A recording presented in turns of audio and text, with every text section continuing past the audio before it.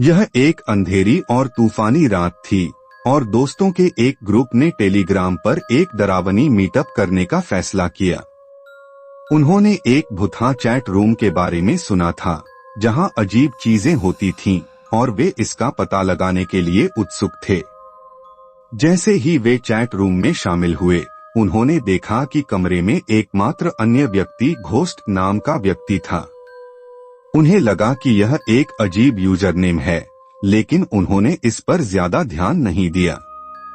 अचानक कमरे में सन्नाटा छा गया और वे अपने फोन से धीमी फुसफुसाहट सुन सकते थे। संदेश ऐसी भाषा में लिखे गए थे जिन्हें वे नहीं समझते थे, लेकिन वे महसूस कर सकते थे कि कुछ गलत था। जैसे ही उन्होंने चैट रूम से निकलने की कोशिश की, उन्हें एहसास हुआ कि वे फंस गए हैं। चैट रूम का दरवाजा गायब हो गया था और वे अंदर फंस गए थे। उन्होंने मदद के लिए फोन करने की कोशिश की, लेकिन उनके फोन बंद थे। उन्होंने चैट रूम को देखा और घोस्ट नाम बदलकर दानव हो गया था। संदेश अब स्पष्ट और उनकी अपनी भाषा में थे और वे दुष्टात्मा के थे। दानव ने उन्हें बताया कि वे चैट रूम में हमेशा के लिए फंस गए हैं और अब उनकी आत्माएं उनकी हैं।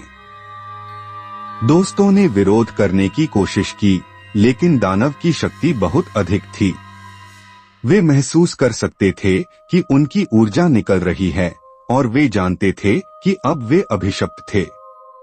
जैसे ही चैट रूम में दानव की हंसी गूंजी, दोस्तों को एहसास हुआ कि उन्होंने इस भूतहा चैट रूम में आकर बहुत बड़ी गलती की है।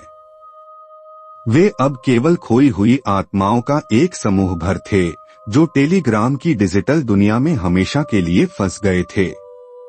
तो ये था डार्क वेब स्टोरी का आज का एपिसोड। कमेंट में बताएं कि आपको कैसा लगा।